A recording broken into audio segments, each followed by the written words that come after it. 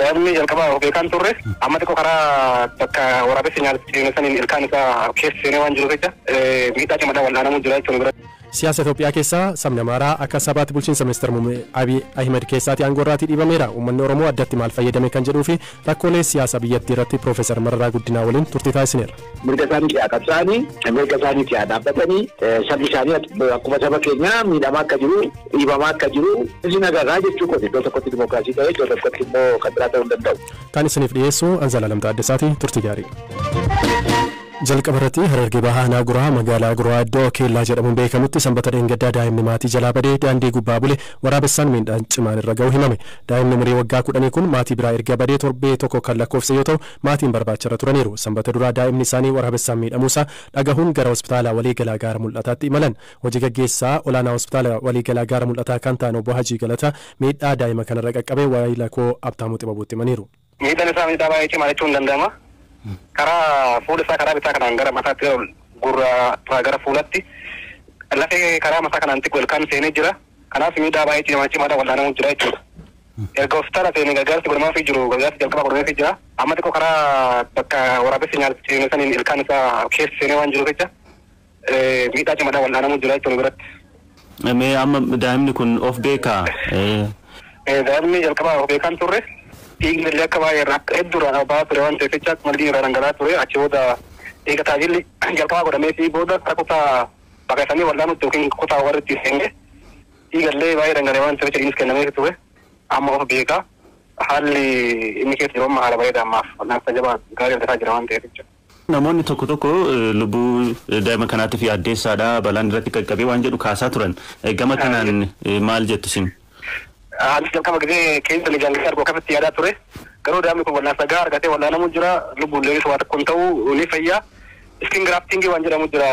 Qaama bakka amma waraabessa ciinasaniin qaamni isaa guutumatti gubbarraa kun irraa ka'ee waan jiruuf jecha bakka biraatti irraa qaamni muramee achi gubbatti hodhamuu waan danda'uuf almost haalli inni irra jiru amma jalqaba irraa amma gisee ilaalle jijjiirama guddaa fi daa'imni kun lubbuun jiraachuu kan danda'u akka du'uu hin dandeenye akka fuulli isaa fuullee jala hin fokkannee yookiin immoo bareedinni isaa jala hin banne wanni barallee godhamuu fi waan danda'uuf ni wal'aanamaa ni fayyaa.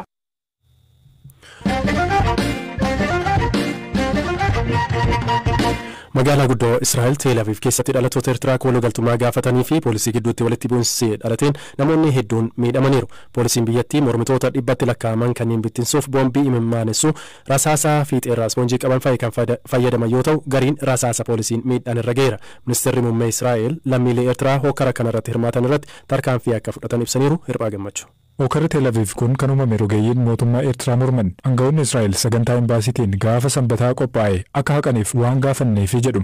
Haa ta'u malee mormitoonni kun deeggartoota mootummaa Eertiraa wajjinis walitti bu'aniiru. Miidiyaaleen Israa'el akka gabaasanitti mormitoonni kun bakka sagantaan kun qophaa'utti walitti qabamuun imalan. Jalqaba poolisiin gara keessaa akka hin seenne dhorkuu danda'us cabsanii seenaniiru. Mormitoonni kunneen poolisii wajjin walitti bu'uun konkolaataa fi foddaa suuqiiwwanii caccabsaniiru. Poolisiin Israa'el ibsa baaseen miseensonni poolisii lubbuun isaanii balaarra bu'uu waan yaaddaniif shugguxii fayyadamanii jedheera. Dabalataanis poolisoonni 27 miidhaan irra ga'us himeera. Walumaa galatti sababoota hokkora kanaan namoonni 170 ta'an miidhamuun isaanii himameera.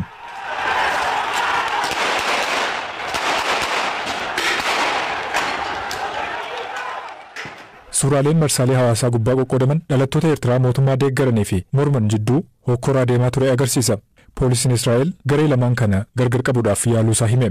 Ministeerri muummee Israa'el Benjamin Netanyaahuun marii mootummaa addaa dilbata gaggeeffame irratti hokkorri kun sarara kan darbe jechuun tarkaanfii fudhachuudhaaf jiran ibsaniiru. Wanti sanbata kaleessaa uumame kan sarara diimaa darbedha. Koreen ministeerotaa irra hundeessinee deeggartoonni mootummaa Eertiraa hokkara kana irratti hirmaatan akka biyya kana ari'amaniif tarkaanfiin hatattamaa akka fudhatamuuf gaafanneerra. Nuti baqattoota jechuun danda'an. Sababiin isaa mootummaa Eertiraa ni deeggaru. Yoo mootummaa isaanii deeggaru ta'e immoo gara biyya isaaniitti deebi'uu qabu.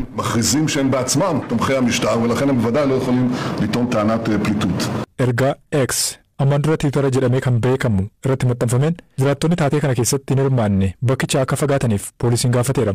Jiraataa Teel Aviv kan ta'ee fi dhalataa Eertiraa akka ta'e obbo Kebroom Tawaldee hokkora uumame kanaan qaana'uu BBC'tti himeera. Wanti uumame kun guddaa nu rifaasiseera. Qaanofneerra, gaddineerras. Homaa wabiin nutti hin dhaga'amu. Eessa immoo deemna? dararaa hedduu keessa dabarree biyya keenyarraa as dhufne. Bulchiinsi cunqursaan sun garuu hanga asitti dhufee afaan keenya cufuuf nu dirqisiisaa jira. Aangoo pirezidaantii Isaayyaas Afeworqii ilaalchisee garaagarummaan ilaalchaa Eertiraa keessa jiru hawaasa diyaasporaa ta'anittis ceheerama. Koolugaltoota Eertiraa fedhii adda addaa qaban jidduutti wal dhibdeen yommuu ka'u kan jalqabaa miti. Bara 2019 keessa baqataan Eertiraa mootummaa biyyattii deeggaru kibba Teel Aviv keessatti waraanamee lubbuun darbeera. Eertiraan waggaa 30ffaa Itoophiyaa jalaa bilisa baate kabajaa kan jirtu yoo ta'u hawaasa diyaasporaa biyyoota garaagaraa jiraniin kabajamaa jira. Akkuma Israa'elitti ta'e sagantaaleen Awurooppaa fi kaaba Ameerikaa garii irratti hokkoraa fi walitti bu'insi dhalateera. Ji'a darbe keessa feestivaalli aadaa guyyoota 3 Kanaadaa magaalaa Torontootti qophaa'ee walitti bu'insa deeggartootaa fi mormitoota mootummaa Eertiraa jidduutti dhalateen haqameera. Israa'el keessa dhalattoonni Eertiraa koolugaltummaa gaafachuudhaaf galmaan 18,000 ta'an akka jiran ni tilmaamama. Kanneen keessaa hedduun isaanii seeraan ala biyya Misrii gammoojjii Siinaa keessa qaxxaamuruudhaan kan biyyattii galani. Baqattoonni kun balaa dararaa fi tajaajila waraanaa dirqii jalaa baqachuun akka dhufan himatu. Eertiraan biyyoota addunyaa cuuccaa hamaan beekaman keessaa ishee tokko. Sagantaa raadiyoo BBC Afaan Oromoo Naayiroobii irraa isiniif darbuudhaan kan dhaggeeffataa jirtan oduuwwan gaggabaaboo. Mariin waa'ee jijjiirama qilleensaa Keeniyaa Naayiroobiitti har'aa jalqabee taasifamaa jira. Mariin akkanaa yeroo Afrikaatti qophaa'u kan jalqabaadha. Yaada marii kanarraa dhiyaatu yaa'ii jijjiirama qilleensaa sadarkaa UN qophaa'u irratti dhiyaata jedhameera. Juuntaan Niijer erga aangoo qabatee torbaniin booda daangaa qilleensa biyyattii deebisee bane. Juuntaan Niijer erga humnaan aangoo qabatee hagayyaa ja'a jalqabee sodaa biyyootni ollaa nu weeraru jedhuun daangaa qilleensaa isaa cufee ture. ECOWAS dhimma fonqolcha Niijer gidduu galuuf humna fayyadamu akka malu ibsee ture. Hoogganaan waraanaa Sudaan Jeneraal Abdul Fattah al-Burhaan Sudaan kibbaa deemuun dhimma waraanaa biyya isaanii irratti pirezidaant Salva Kiir waliin mari'atan. Walga'iin kun cufaatti kan gaggeeffame yoo ta'u ibsa baasaniin nuyi waldhabdee keenya Sudaan kibbaa keessatti hiikkachuuf biyyattii filanneerra waggoota dheeraafis biyya tokko taanee turreerra jedhan. Al-Burhaan waraanni biyya isaanii humna waraanaa biyyattii fi humna addaa biyyattii gidduutti ka'ee ji'oota afurii booda garasitti imalani.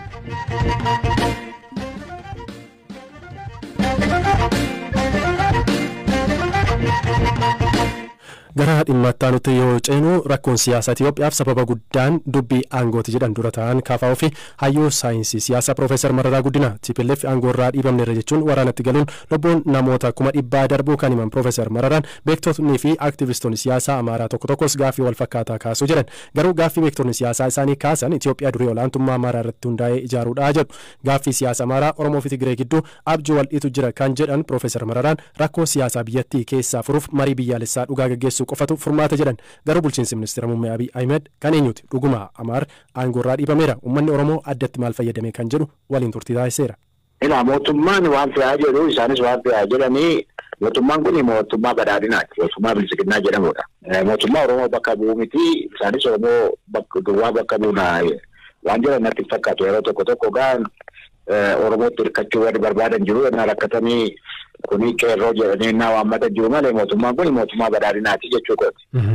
Akka mirgaatti yoo na gaafatte mootummaan kuni kan sabuma eenyuyyuu haa ta'u mirga eegaan jiru. Biyya kanaa malaamaltummaan daangaa darbee bal'achaa jira. Mirgi iddoo baay'eetti dhiitamaa jira.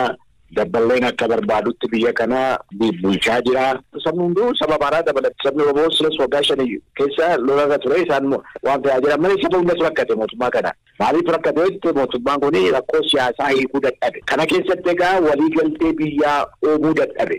Sirna dimookiraasii fiduu dadhabe. Mirga saba biyya kanaa eeguu dadhabe. Sigalee kan saba hundaa itti kun. Malee kan Amaaraa qofaatti miti jechaa jirtu. Qofaatti miti qofaatti sabni Amaaraa amma bar miidhaa ta'e hunda caala kan miidhamaa jiru erga Tigraayitti lolli haaxinnaatu haa guddatu dhaabbate lolli bal'aan Oromiyaa keessatti deemaa jira. Biyya warra karaa Amaaraa iyyan tujaa miidiyaa keessa bal'atanii jiraniif yoo ta'e malee ammoo yoo ta'e miidhaan bal'aan nafsiin lubbiin darbaa jiru hidhaan bal'aan dararamuun bal'aan wanti baay'een Oromiyaa gubbaatti deemaa jira.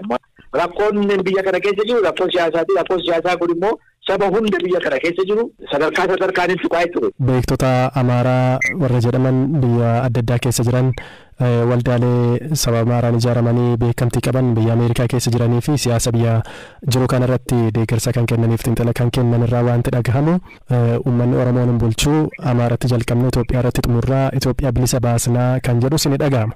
Kanaaf kaayyoon qabsoo isaanii kun waliin dhahuu gam tokko miidhamaa jirra waan ta'eef mirga keenyaaf qabsoofna gama biraan immoo sabni kaan Itoophiyaa keessatti qoodan qabu jedhan yeroo dubbatan.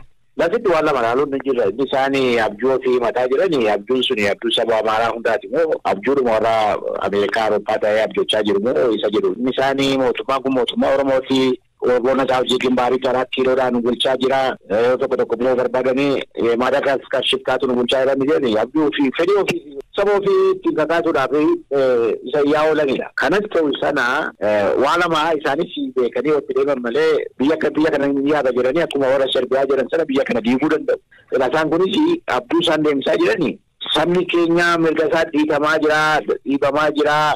Mirga sina dimookiraasiitiin bulaan jiru isa jedhanii fudhannaaf mirga isaaniitti qabsaa'anii mirga isaaniitti dhaabbatanii sabni isaanii akkuma saba keenyaa miidhamaa akka jiru dhiibamaa akka jiru isin agarraa jechuu kun iddoo tokkotti dimookiraasii ta'e iddoo tokkotti immoo kan biraa ta'uu hin danda'u. Inni isaan deebineeti Oromiyaan Oromoon lafan qabu Oromoon maal ta'a Oromoon eessaa dhufeenni jedhanii warri tokko isaanii siyaasni galeefisaa ta'u dhiibbisiisaa ta'u isaan kaajaa oolanii saba biraati. Maaliif Oromoon kanas ta'u sana biyya kana keessa dachii bal'aa kan qabu qabeenya bal'aa kan qabu biyya kana keessatti saba guddaa tokko afaan Oromoodha. Deebineetumayyuu aangoo qabannoo jedhanii saba kana akka duriitti bulchinaan abjuu duwwaa ta'a. Yemmi gaachoo hilmoochi kan jedhu jira Clashes of Dreams. Abjuu wal'iitu.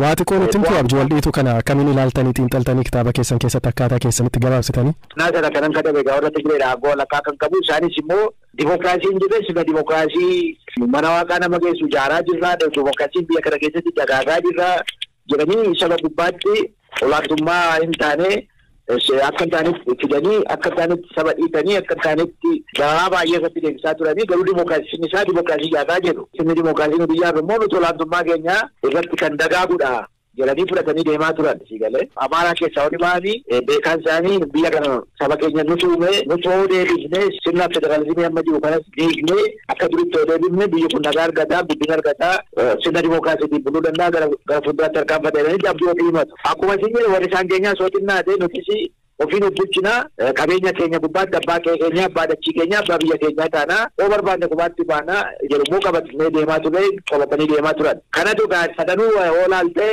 karaa tokkorra hin jiranii jechuu kooti dubbii wal'iitu abdii walitti bu'u beekaanii saba kana sadan keessaa ba'anii baatanii deemaa turanii jechuu kooti deemaa jiru ammas. Inni egaa walakkaatti akkamitti walitti dhufee biyya kana attamitti wajjin jiraannaa ta'e attamitti wajjin jiraannaa.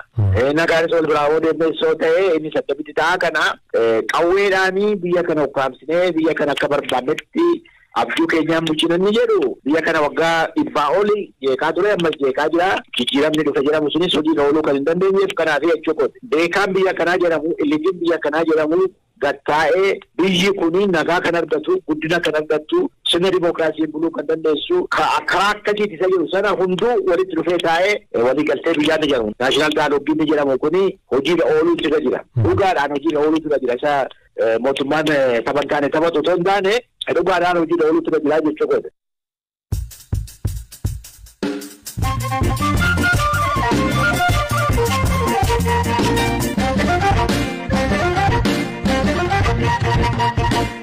dhumarratti immoo odeeffannoo ispoortii irra geenyee jirra. Odeeffannoo ispoortii ammayyuu taanaa wajjiniitiin isinitti himna. Ammayyuu kamirraa ta'ee eegala. Inni guddaan mallee xaa'uma kaleessa Manchester United fi Arsenal taphatanidha. Namni waan masarratti yaada kennaa jira. Isa dura garuu taphataan tokko akka ajjeefamee jalqaba arginee ture. Taphataa garee kubbaa miilaa biyyaalessaa Paanamaati. Gilberto Hernandez jedhama. Qofaa isaan ture namoota wajjin ture. Umuriin isaa reefuu waggaa 26dha. Kilaboota garaagaraa keessa taphatee ture. Garuu galgala waaree booda dhageenye du'uusaa. Kaleessa tapha Arsenal fi Manchester United dhimma irratti taasisaniin Arsenal 3-1 injifatee jira. Daqiiqaa xumuraa irratti galcheewwan lama Arsenal lakkoofse jira. Taphattoota kan Gabriel Jesus fi Declan Rice lakkoofse. Declan Rice paawundii miliyoona 105 barana mallatteessan. Qarshii guddaa. Bu'aa buusaa jira jedhanii akkaan faarsaa jiru miidiyaaleen addunyaa hedduun isaanii. Dhuguma taphicha gaafa laallennu Arsenal gara jalqabaa olaantummaa fudhatee ture. Boodarra United gara qalbiitti deebi'uu tasgabbaa'uu kubbaa to'achuutti deemanii turanii. Inumaa galchan kan Garnaachoon galchee taphaan ala ta'eeti malee olaantummaa fudhachuu gara injifachuutu adeemaa turan. Garuu boodarra daqiiqaan dabalamee wanna daqiiqaa muraasa keessa ta'etu taphicha jijjiire. Dabalataan Arteetaan bara kana gareen keenya isa bara darbee caalaa dachaa 10tiin gama xiinsammuu fi gama qaamaatiin cimee jira. Kanaaf waancaa bara kanaatiif morkanna jedheera. Bara kana Manchester Cityidhaan kan morkatan sitti fakkaata?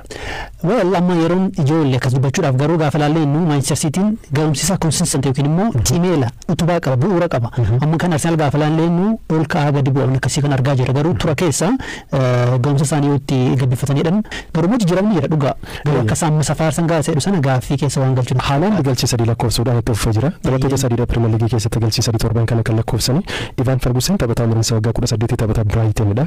Son taphataan Tottenhamis akkasuma galchii sadii lakkoofsaniiru jechuudha.